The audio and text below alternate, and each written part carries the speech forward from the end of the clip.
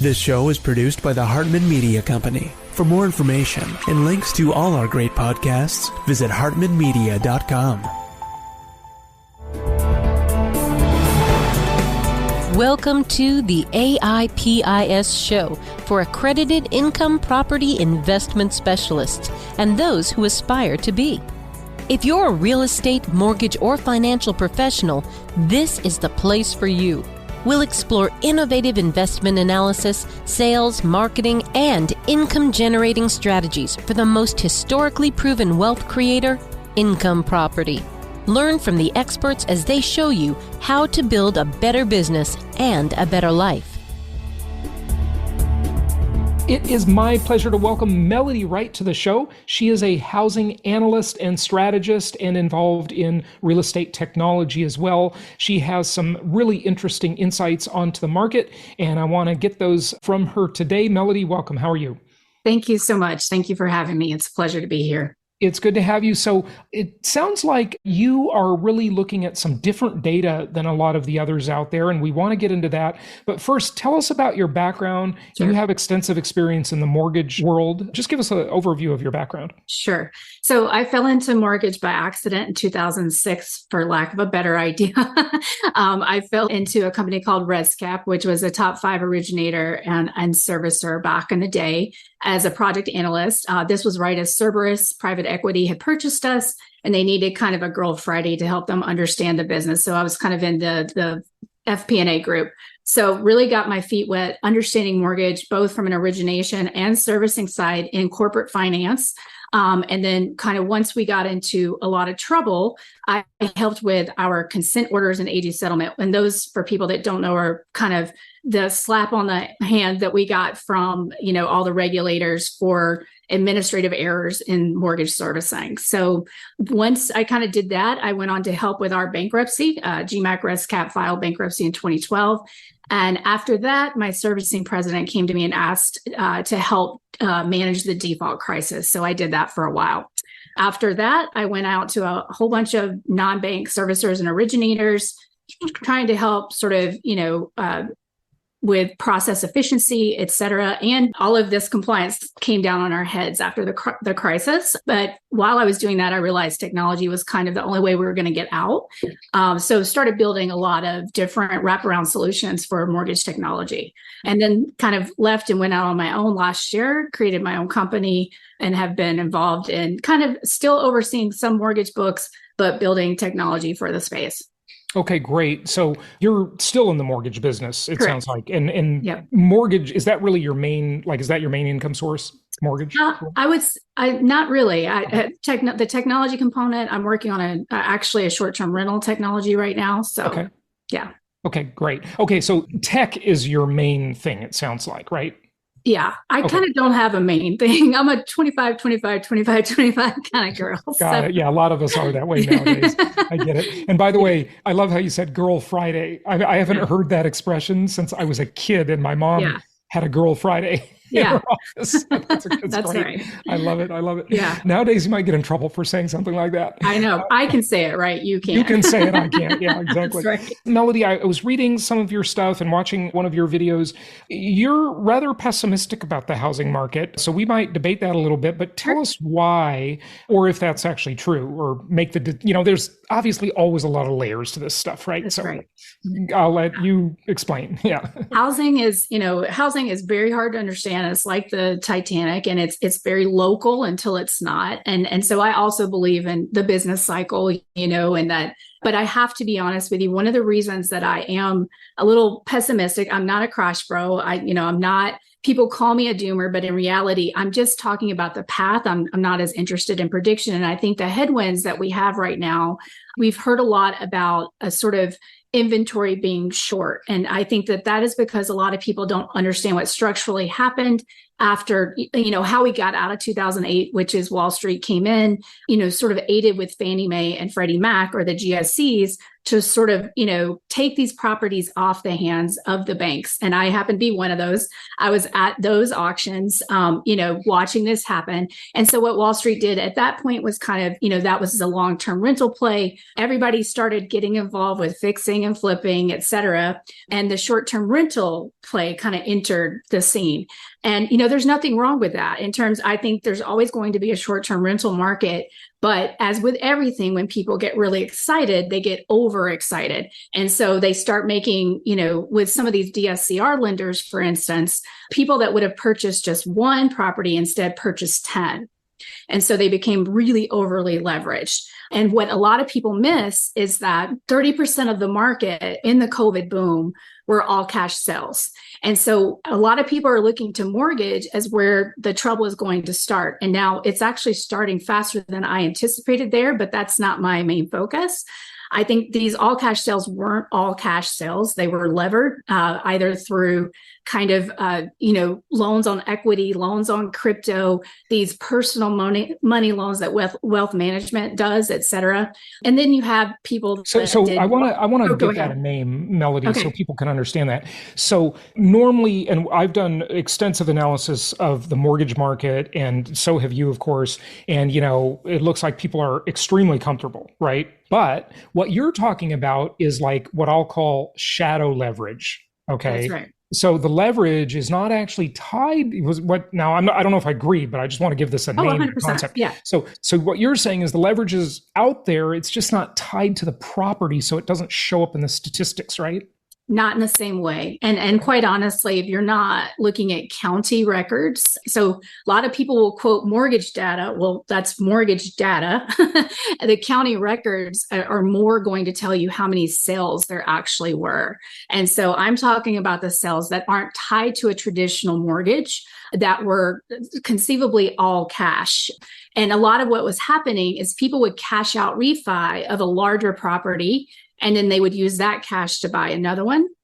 Because people, real estate is, I think a good investment. It's a hard asset, right? So people were sort of saying, what can I do with this cash? And so we had a lot of investors come into the market. And so I can't tell you an absolute number on this. I'm talking, my anecdata, what I experienced. I work with DSCR lenders. I talk to people, et cetera.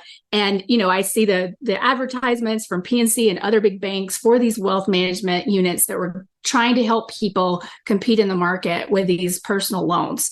So you can dig into balance sheets, but it's very difficult to understand exactly how much of this shadow leverage is out there. So my thesis is multifaceted. That's one component. So before you move on to the next component, that shadow leverage, though, doesn't show up in the real estate statistics necessarily. However, it does show up in general because we have all sorts of stats on how much credit is in the market, whether it be student loans, auto loans, or just personal loans. We know what the government debt is, the corporate debt, the personal debt, the household debt. Yep. It does show up. It's just not directly tied to real estate. That's correct. Okay, Go ahead. Yep. So, that's one component. The other component, I'll have to say, is the inventory. So one thing that I understood or kind of was putting this together last year and just seeing that the housing dynamics, how quickly homes were appreciating, listening to Ivy Zellman, who has been in this space for a very long time, understanding. But she has been very wrong too. I just want to point that out. Well, I'm not here to debate Ivy.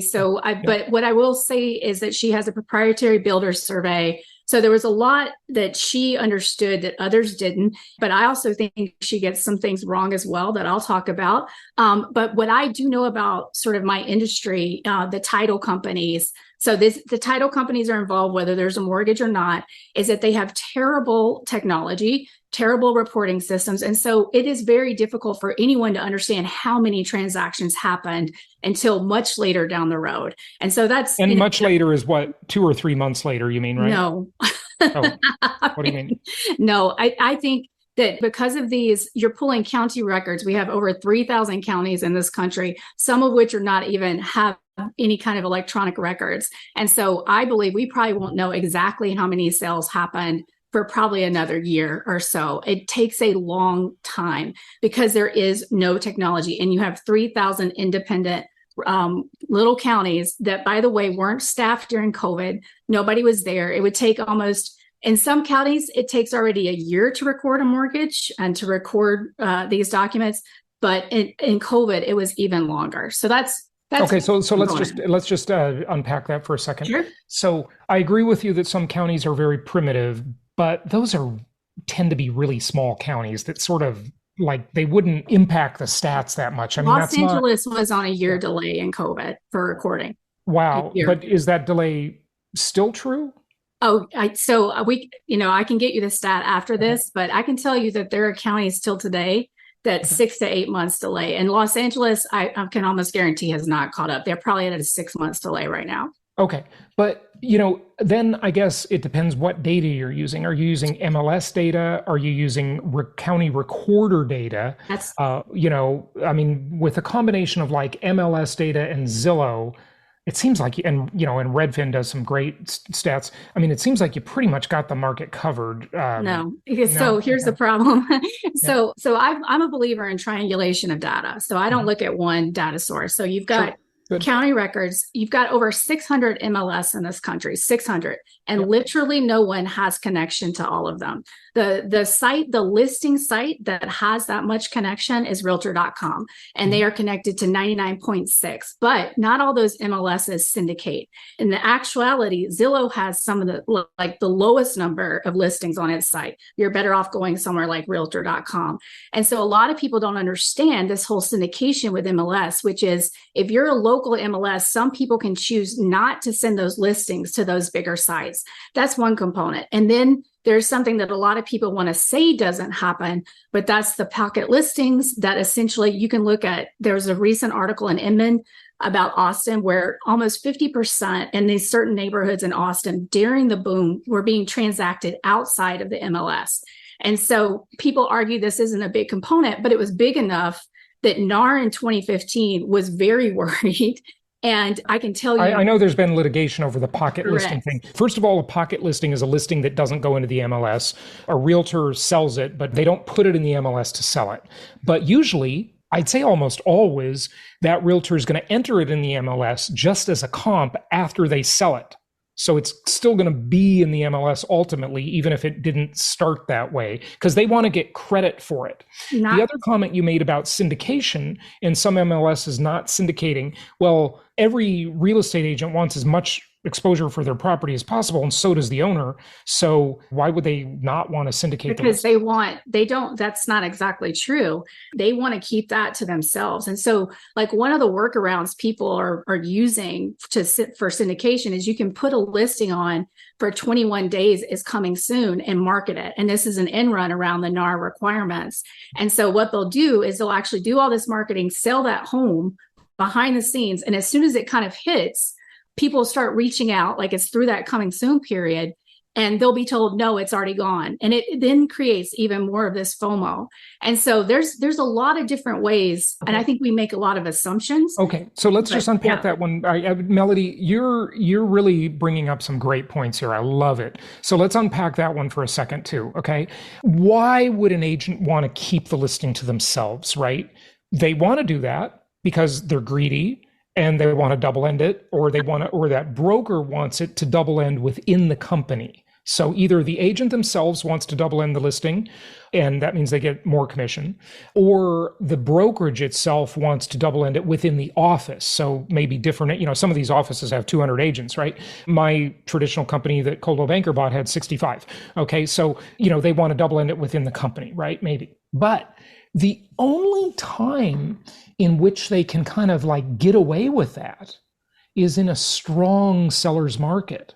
They usually can't get away with that in a buyer's market or a market that's not that strong. And, the owner, the seller, is not going to allow that if they can, because they want the most exposure they can get to get the biggest price, right? So tell us about that dynamic. In a frozen market, they don't want to list. They're scared because who's they? The seller? The seller, because everyone understands. There was this great sort of meme on Twitter last week of, you have to stay strong, don't sell your house. But everyone understands if they list their house and they don't get that price and their neighbors are watching, right? They could be the ones that sort of start the waterfall. And in this Inman article, I really recommend it to everyone, really spoke to that precisely, is that they're holding it back because they believe it's worth something, and they're being told that if they list it, that likely they're not going to get that, and they're being told to wait. And so a lot of times these conversations are happening behind the scenes because the seller is under the impression they're going to get more for that than what they would get in this frozen housing market right now. Yeah, I'm sure all of this happens. I just can't imagine it's a very big impact. I mean, I have conversations with agents like many times a day, Sure. that are out there doing the traditional real estate thing. A lot of my friends do that. I look at all the stuff they post in realtor groups on Facebook. Yep.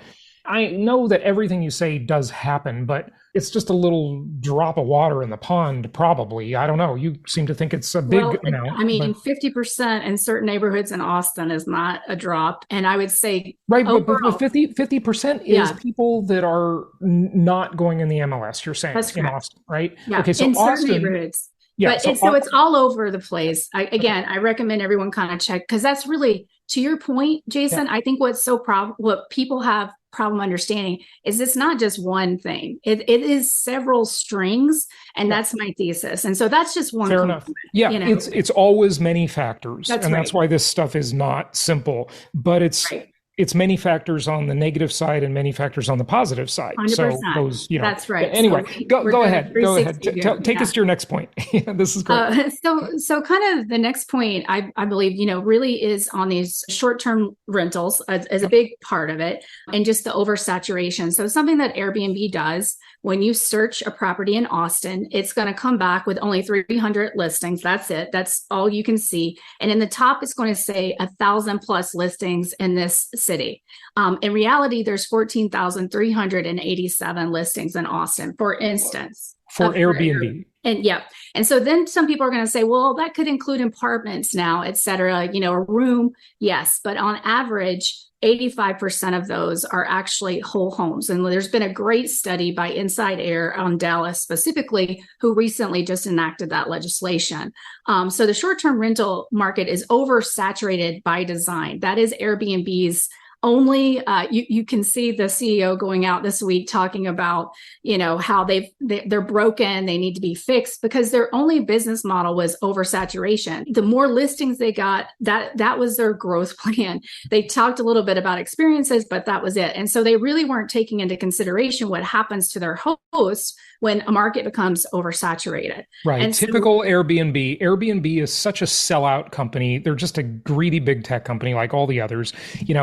They want to get so many hosts on their platform because it's not their expense, right? Go get someone else to take all the risk, right? And I'll tell you, Melody, here I'm going to agree with you 100%, because I have been saying for 12 years that Airbnb, I mean, go back and listen to my old episodes. I can't wait till the AI gets good enough to search every little word in all my episodes, because I'm going to use that like crazy, because I was just right about everything except interest rates. I've been wrong about that many times. But anyway, I've been saying that Airbnb has never been through a real recession. COVID doesn't count. That wasn't a real recession. Airbnb is way overbuilt. And if you look at all of the massive increase in non-primary beds in the world, that's what I call them, it's just insane. And the first thing people stop doing when you get into a recession is they stop going on vacation. Right. And I completely understand that Airbnb is not just for vacation. Okay. Right. But that's the big part of it, right? Yeah, absolutely. And one of the proxies for that I always talk about, I don't know if you've ever heard me say this, is look at the rise of all these new mattress companies. I mean, where did they come from? Where did Tuft and Needle, Casper, Purple, all these mattress companies that came out of the blue was to satisfy largely a big part of their market was the Airbnb market. Too many non-primary beds. At the same time that Airbnb had its rise over the last 12 years or so, I mean, it started before that, but we didn't really notice it. So I'm going to call it a 12-year run. New hotel rooms have been built. Okay. It's not like hotels are going out of business. Exactly. There's lots of hotels in the world and they're being more Exactly. built, right? And then Yep. you've got this massive expansion in Airbnb beds. So it just doesn't make any sense. No. Yeah. And you call it a technology company. Yeah. It's some of the worst technology I've ever seen. Like, Yeah. and I think this is, I call it, fintech fantasies where Mhm. people come in, build this really basic platform Right. Yeah. and then try to act like that. But every time you ask Airbnb about like their technology advancements, I mean, there's just no answer. So I totally agree with you. And so that's one component. I actually, something I've been doing, I track 70 cities myself. And, I list the listings for sale, listings for rent, as well as the short-term rental listings, because a lot of people, if you haven't been in this space, they're going to say, well, it says 1,000. I mean, there's not that many Airbnbs. How could this possibly be true? But it is. There's 7,000 of these things in Vegas. I mean, like it's actually unbelievable. And so many people actually built for Airbnb. So something else I was going to talk to you about, like that short-term rental, I've done some spaces with some people that got out early and they were involved in groups, like especially in Appalachia, kind of where I am now, where they would build specific homes just for short-term rental. And then they'd sell them on Facebook and they'd go in like an hour. I mean, and these Facebook groups are just out of control. And so everybody, and another thing I saw on the road, and that takes me to build to rent. So let's leave short-term rental. So build to rent also worked. But short-term rentals, give us a number on that? I mean, the surveys I could find that there's like about 700,000 short-term rentals in the country. I say there's about 1 million. Okay. But that doesn't solve the inventory problem. Well, you don't think the inventory is a problem, but I'm calling it a problem. We'll go there. What's available is a problem, but there's about 1.5 million out there in the US. So that's the legit number theoretically. Okay, so let's go with your number. So there's just over 500,000 homes for sale in the US. My idea of 600 now, but yeah. Well, 534,000. Okay, that's the number, right? That's the latest from Altos, at least. Oh, no. We can't use Altos, and I can tell you why. All right. Let's use the Fed's number, okay? All right. But don't use NAR's number because it includes the pendings and the contingents, and I don't like their number. But it's fine if you compare it with the past, then it's reasonable. It's the same comparison. But the thing about the Airbnb thing is some of those homes aren't really meant to be Airbnb homes necessarily.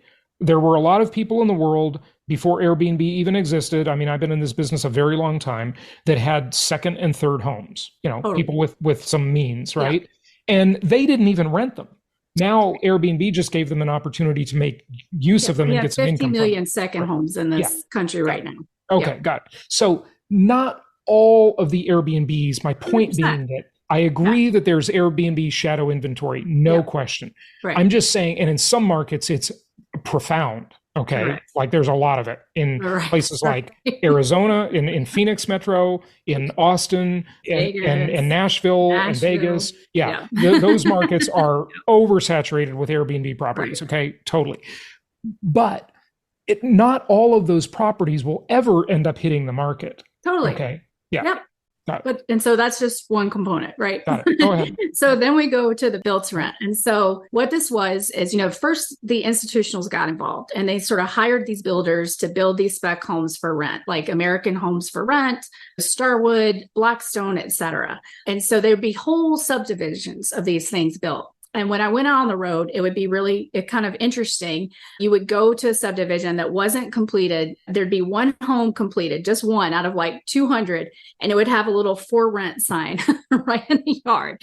And these were typically in your excerpts, like, the idea was supposed to be rental, theoretically affordable rental. But then, the institutionals started pulling back. American Homes for Rent, they've become net sellers, except for one all in the family deal recently between Starwood and Blackstone. But they have stopped this. And American Homes for Rent has actually sold some of these subdivisions that they were building for rent as single family homes. And so what happened is the institutionals got in, then every, Tom, Dick, and Harry wanted to get in as well. And they started this almost like a multi-level marketing thing where but you would contact a broker and say, hey, I want one of these long-term rentals, and what that broker would do would go out and find, and you'd read a pamphlet and sight unseen, you would kind of build this for spec. And so that's a lot of what was happening. And now out on the road, what I've seen are tons of these empty subdivisions of this build for rent that is, going to put pressure, because then we move to the multifamily, which, construction at this point is the highest since the 70s. And you and I might disagree on this, but we don't have the demographics to support it.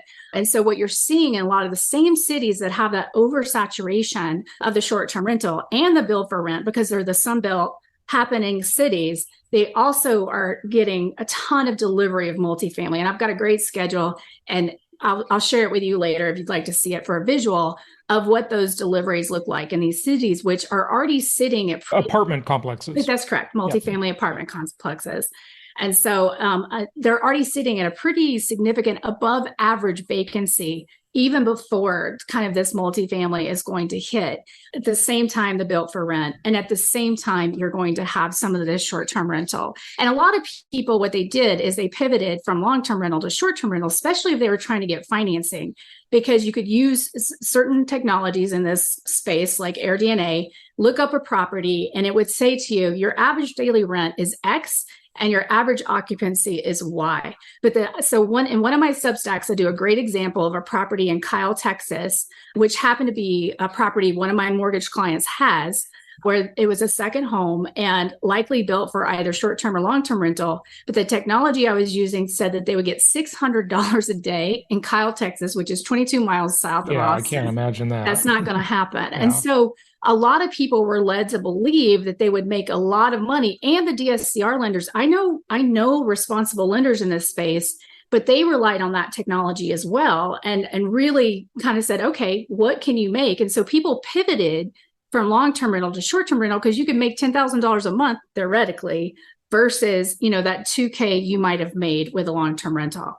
And so that's another component. And then, I talk about the demographics. Okay, well, wait a second. You went back into short-term rentals. Yeah, so I thought we were talking about build for rent. So we were. I just kind of gave an example that these spaces bleed over. And so as people realized they could get more for a short-term rental, they pivoted to that. And so, that took a lot of the long-term rental off the market, actually. And so that build for rent made a lot of sense as rents were skyrocketing during COVID, because people thought that we had a paucity of long-term rental as well. But what had actually happened is people pivoted more to short-term rental. So so on the long-term versus short-term rental, most of those short-term rental properties are more expensive properties that don't make sense as long-term rentals. Okay.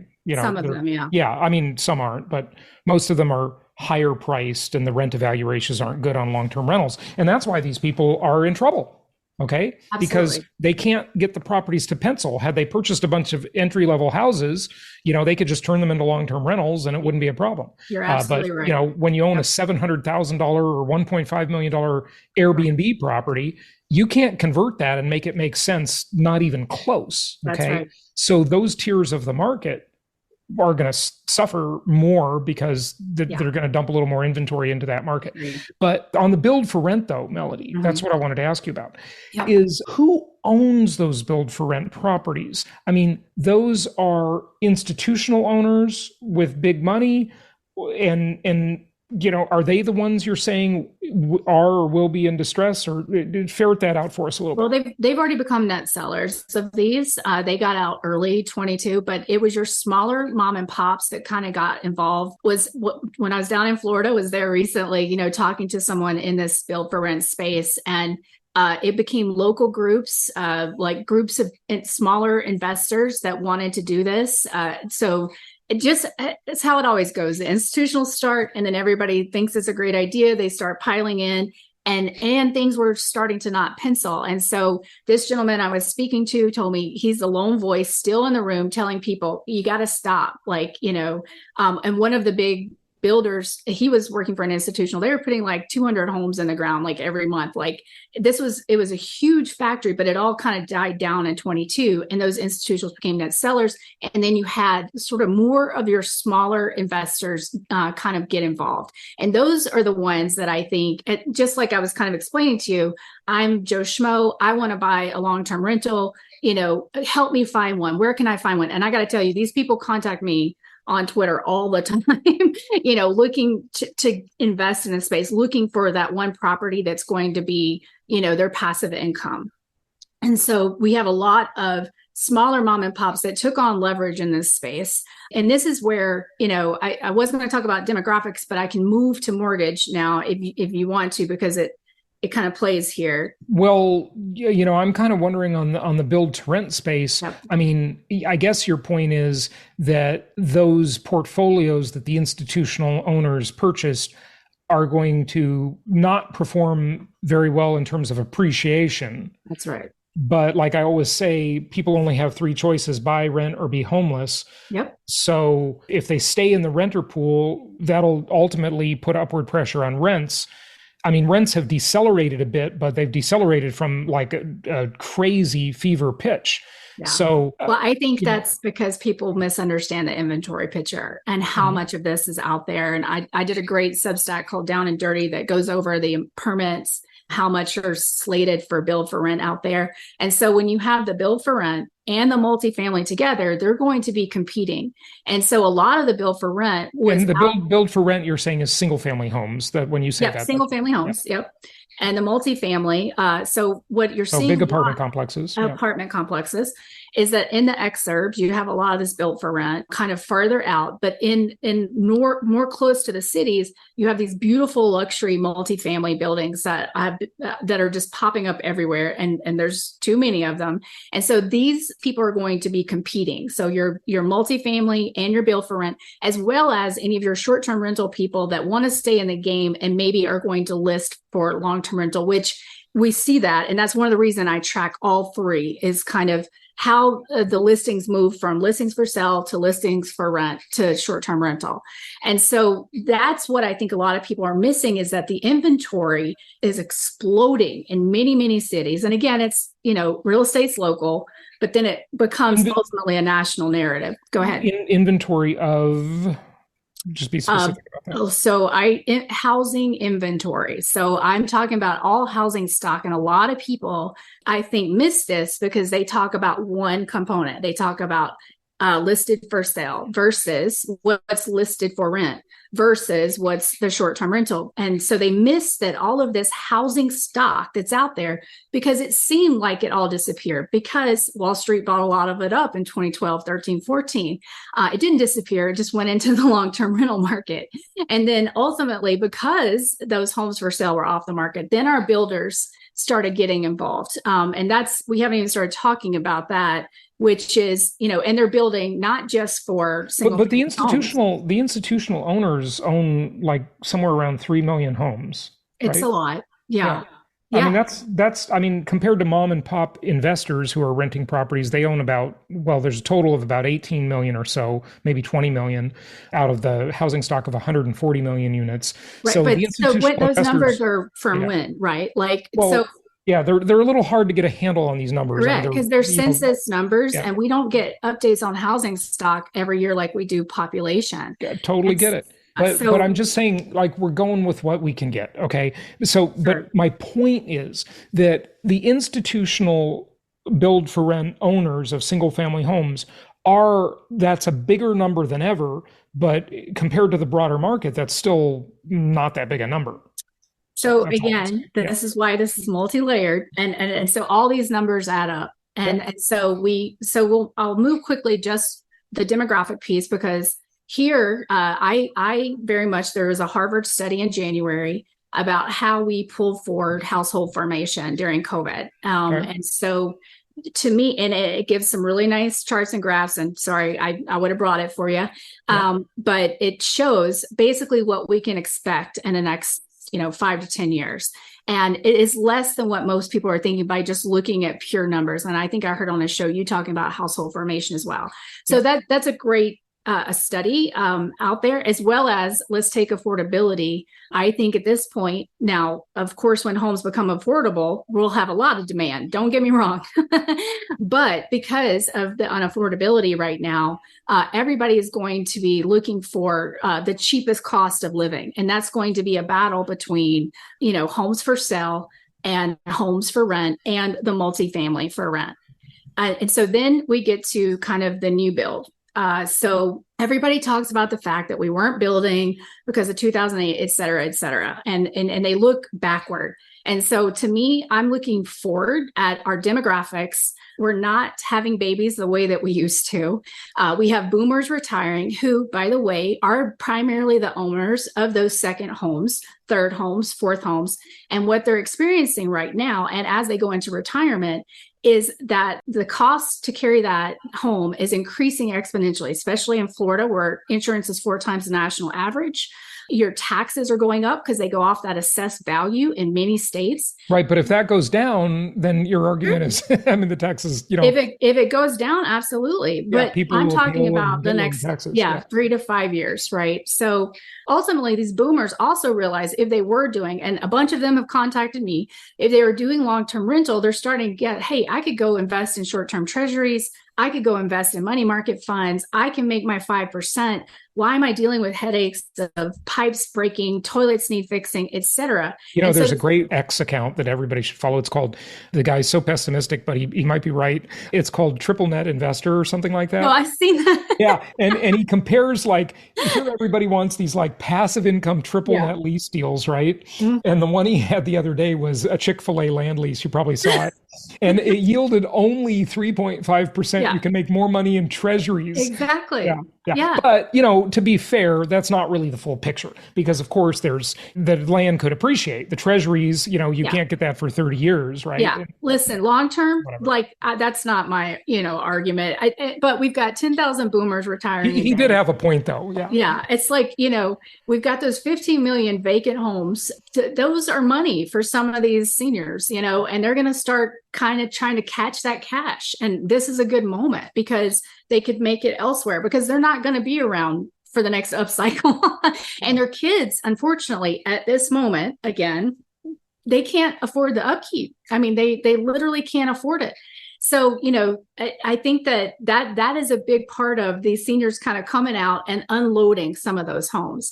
So the builders, I think, everybody was looking backward and very strong on the narrative that we hadn't built enough, not really realizing that all of those houses kind of got bought up by the institutional investors as well for long-term rental. And we've become more of a rental country, which never thought that would happen in my lifetime. I remember being, yelled at for not buying a house. And now, according to certain sources like Redfin, there's only 4 cities left in the country that it's cheaper to own than rent. And so, these are the choices that a lot of people are being faced with. And so the builders kind of went in gangbusters, and it's not just the nationals. So that's what I think a lot of people don't understand. And people like Zalman, people like Zonda, they have a lot of the builders on their platforms and they have a lot of that inventory, but they miss that as soon as the nationals get involved, the locals also kind of, just like you have a CVS right next to a Walgreens, they come onto these sites, these mega sites, and start building as well. And so it's unbelievable when you go out on the road and go to one of the mega sites and you've got Lennar, D.H. Horton, Pulte, John Cannon, all these different, and then all the local builders. And so there's a real misunderstanding about how much of this new build inventory is out there. And because of the survey of construction is, number one, a survey. This is how we get our permit data. There's been some misunderstanding of that as well. But I think you can even see the amount of homes yet to be delivered this year is a bit staggering. And what's interesting, let's take Lennar, for instance. In the last hubbub, they basically delivered, I think, around 38,000. And there was this big article how they said they went crazy. They tried to build too much. This was after their kind of tax. You probably saw Logan Matashami's article, right? He's been on the show before. And he said new home builders only delivered 76,000 homes, right? And that's just not enough, like, is his point. Well, no. So I haven't seen that article, but I would quibble with this. Yeah. So Lennar itself is on record to deliver over 70,000 this year, which is so that two times what they did in this article where they're saying we went crazy, et cetera. So one thing that the Fed doesn't capture is cancellations. And so, cancellations are, if I say, hey, builder, I want you to build me a new home, we sign a contract, et cetera, and then we cancel it. There would be tons of cancellations when rates went up because the people could no longer afford the house. That's right. But what nobody talked about, except yours truly, is that those people that canceled would then go and buy a cheaper house as soon as their psychology got in line with reality. Okay. Well, a lot of them are building up, right? Like at least in what I've seen out there, they were building up. They were hoping to go from their starter home. So they were hoping to go from an apartment and buy a first home, right? Sure. But they overshot. When the cost of money tripled, they could no longer afford that house. So, 100%. I mean, one of the points that nobody catches, Melody, and it drives me crazy, is that people simply, and it takes a little time for them to capitulate, but they will just ultimately accept less because humans have to do something, right? Yeah. Like, yeah, maybe they're not going to get as nice a home as they expected. They're going to have to adjust their expectations ultimately. And that's exactly what happens. That's what happened with all these builder cancellations that happened when rates went up. I predicted that. I spoke about that publicly. I remember being on stage in Las Vegas with 1,100 people in the room saying that was going to happen before it, like 6 months before it happened. And then it did happen. And the news, I said, you're going to hear this in the news. I had slides about it. And the point is, people then recalibrated and they bought a cheaper, lesser house. Tough luck. That's the way it goes. You have to, grow up. You have to just accept less. Okay. Right. But unfortunately, what's happened is the builders kind of went crazy. And again, I'm not just talking about the nationals, and they didn't see kind of the whole picture. And so a lot of these cities that I've been to, where I've traveled, and there's a lot of video in my Substack, et cetera, of these developments. People weren't talking to city planners. They weren't really understanding, like in Round Rock, Texas, for instance, mile after mile of new builds because they thought an Amazon, warehouse was coming, which it never is. And so we have, and I'm saying this, and people are going to freak out, but we have overbuilt. And now we have a structural issue. Like a lot of what's being built out there is way too expensive for your regular home buyer. Everything I've seen on the road is north of 400K, except of about 3 to 4 of the hundreds of new build sites that I've been on. And so we built for luxury, just like we built multifamily for luxury. So are there affordable homes out there right now? Absolutely not. But what I think will ultimately happen when people understand how much inventory, like this city I went to, Lakewood Ranch in Florida, you almost have two houses for every person there now.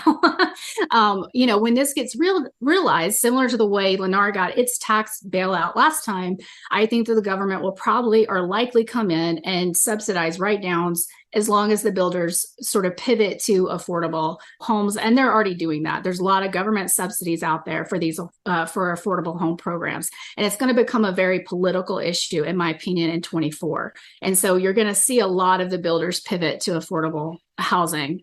So that's another component. But can they? Like, what does affordable mean? That's such a moving target because the cost of construction is so ridiculously high. That's exactly the point. And so again, likely the government will probably have to subsidize those write-downs because there will be significant write-downs. When you look out there today at all of the inventory that's north of 400,000, and you realize that less than $25,000, $400,000, right? And less than 25% of our U.S. population can afford that. There is going to have to be write-downs, and so it's a matter of time. But I do believe the government will likely intervene, but it's not going to save some of the builders. And I think a lot of the smaller ones we'll start to see. There was a great tweet just this week from he's an anonymous account at a top 10 builder, and they had a Sunday phone call that where they were told that they're going to give the lots back to some of the developers. Now, it's probably lots that were scheduled for 24 or later, but I think that with the 10-year treasury yield where it is, and in my industry, we watch that thing, with that happening, I think that you're going to see some builders sort of have to mea culpa here as we get to year end. The question probably everybody is asking after this interview is, so what do I do? Right. Mm-hmm. And the thing I always say is compared to what, right? Okay, your view of real estate is not so rosy, at least in the short term, but what else can you do? Like, what are you going to do if you have capital and you want to grow your capital? Do you have a recommendation? Well, or is your recommendation real estate, even with everything you said? I don't know. So I think that if you can make deals pencil, right? I think this is the time for negotiation. I think, there are distressed sellers out there. We're seeing inventory increasing, in what some may call a non-seasonal time. I think the distress is kind of starting and you can actually negotiate. But honestly, when you can get a 5% return with not doing much of anything, it might just be a good time to kind of wait and breathe. But again, this is not investment advice. The only problem with that 5% treasury return is it doesn't last very long. In 5 months, 6 months, you gotta go do something else. Yeah. If you're not leveraged, I'm a big believer in hard assets, but that, when people take on too much leverage, that's what really concerns me. Yeah. Melody, we could obviously talk about this for 3 days, yes. Which I would love to do sometime. Yes. But just go ahead and wrap it up for us if you would, and give out your website. Sure. So, kind of just last words, I would just say that I'm looking at all housing stock and sort of layered on top of demographics. So, what I would encourage everybody to do is something we talked about at the beginning of the show, is not rely on one data metric, right? Kind of triangulate. But, would love for people to check me out if they have questions about some of the things I've talked about here today. You can reach me on Twitter at M3_Melody, MELODY. My Substack, M3 Melody Substack, my YouTube, M3 Melody YouTube, and of course on LinkedIn at Melody Wright. But I just want to say thank you so much, and thank you for having me on the show. Melody Wright, thank you for joining us. Appreciate having you. Yeah, thank you so much. Thanks for having me. Thank you so much for listening. Please be sure to subscribe so that you don't miss any episodes. Be sure to check out the show's specific website and our general website, hartmanmedia.com, for appropriate disclaimers and terms of service. Remember that guest opinions are their own, and if you require specific legal or tax advice or advice in any other specialized area, please consult an appropriate professional. And we also very much appreciate you reviewing the show. Please go to iTunes or Stitcher Radio or whatever platform you're using and write a review for the show. We would very much appreciate that. And be sure to make it official and subscribe so you do not miss any episodes. We look forward to seeing you on the next episode.